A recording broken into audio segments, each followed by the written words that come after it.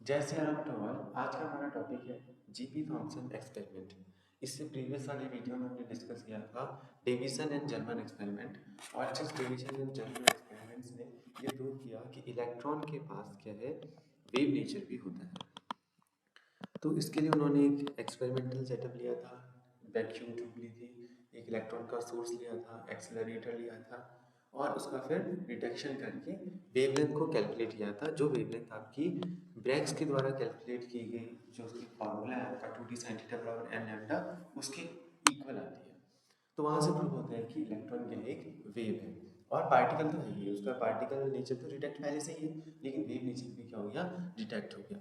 तो उसी कड़ी में एक एक्सपेरिमेंट और है, जीपी थॉम्सन एक्सपेरिमेंट। ये एक्सपेरिमेंट भी वही प्रूव करता है कि जो इलेक्ट्रॉन है वो क्या है, वेव नेचर को भी शो करता है। तो इस एक्सपेरिमेंट में क्या होता है, ये एक्सपेरिमेंटल सेटअप भी लगभग सेम वैसा ही है जैसा आपका डेविसन एंड जर्मन का था। तो इसमें भी हमने एक वैक्यूम ट्यूब लेनी है और उसके बाद एक इलेक्ट्रॉन का सोर्स होना चाहिए। और ये वैक्यूम ट्यूब हम इसलिए ले रहे हैं ताकि आपका इलेक्ट्रॉनों का जो कोलिजन है आफ्टर स्कैटरिंग और डिफ्रैक्शन, वो कोलिजन आपका एयर के पार्टिकल से नहीं होना चाहिए, केवल वैक्यूम वहाँ पर होना चाहिए। इसीलिए हम वैक्यूम ट्यूब पे हम सारा काम कर रहे हैं।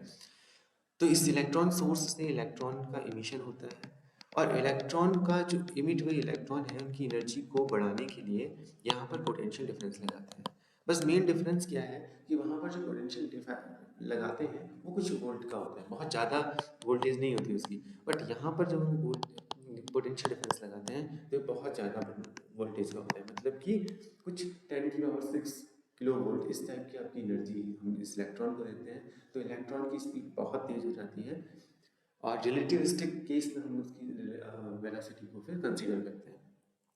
और यहाँ पर जैसे उन्होंने क्या लिया था, इस पॉइंट पर निकल लिया था, यहाँ पर इन्होंने एक वेरी थिन आपकी एक क्या ली, कोई भी एक फॉइल ली है, किसी भी मेटल की आप ले सकते हो, जनरली गोल्ड की या सिल्वर की ली जाती है। तो क्या कहते हैं इस क्या नाम है आपकी इस फॉइल पर इलेक्ट्रॉन्स का क्या होता है, स्कैटरिंग होती है, मतलब इलेक्ट्रॉन कोलाइड करते हैं। और कोलिजन के बाद जब हम यहाँ पर देखते हैं फोटोग्राफिक प्लेट पे, तो इलेक्ट्रॉनों का यहाँ पर एक डिफ्रैक्शन पैटर्न मिलता है। और वो डिफ्रैक्शन पैटर्न कैसा मिलता है, सर्कुलर मिलता है।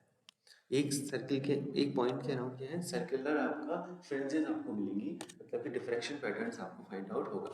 अब ये डिफ्रैक्शन जो है प्रोसेस, ये पार्टिकल शो नहीं कर सकता है।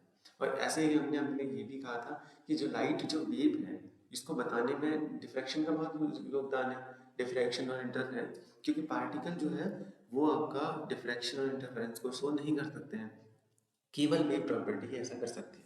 तो हमने यहाँ से भेजा था इलेक्ट्रॉन की बीम, और इलेक्ट्रॉन की बीम ने डिफ्रैक्शन पैटर्न दिखाया है। इसका मतलब क्या हुआ कि इलेक्ट्रॉन की जो बीम है वो वेव नेचर भी शो करती है। अगर हम इस वेव की वेवलेंथ को कैलकुलेट करना चाहें तो वो भी बहुत इजी काम है। तो देखो, अगर मान लिया इन जो आपकी मेटल फॉइल आपने ली है और फोटोग्राफिक प्लेट ली है, इनके बीच की डिस्टेंस अगर डी है, तो उस टाइम पर अगर मैं कैलकुलेट करना चाहूँ, देखो एक इस फिगर को, जो अगर कोई आपका ये माना, अगर मान लिया इस रिंग को मैं कंसीडर कर रहा हूँ, तो ये रिंग की रेडियस है और ये आपका कुछ एंगल इसने यहाँ पर फॉर्म किया, थीटा एंगल। और ये जो है आपकी आपका जो फॉइल है और फोटोग्राफिक प्लेट है, इनके बीच की डिस्टेंस है डी। ये रेडियस हो गई रिंग की आर। तो यहाँ से अगर हम टेन थीटा निकालें तो टेन थीटा इक्वल टू हो जाएगा आर बाई डी। सिंस ये थीटा बहुत छोटा है, इसका मतलब हम कह सकते हैं tan theta is approximately equal to theta equal to R by D. तो यहाँ से हमारा थीटा की वैल्यू निकल गई। फिर हमने जैसा कि प्रीवियस वीडियो में लगाया था ब्रैग्स लॉ, और ब्रैग्स लॉ क्या होता है आपका, 2d sin थीटा बराबर एन लैम्डा। तो यहाँ से आपका थीटा को हम वेरी स्मॉल वाली कंडीशन अगर हम लगाएंगे तो sine theta is approximately equal to theta. So ये हो जाएगा आपका 2d theta equal to n lambda. And first order deflection की अगर हम बात करें तो ये n इक्वल टू हो जाएगा आपका 1। तो आपका थीटा इक्वल टू हो जाएगा आपका लैम्डा अपॉन 2d। देखो यहाँ से भी थीटा की वैल्यू कैलकुलेट कर ली, यहाँ से भी थीटा की वैल्यू कैलकुलेट कर ली, दोनों हम रख लेते हैं एक दूसरे के इक्वल। तो lambda upon 2d equal to हो जाएगा आपका आर अपॉन डी।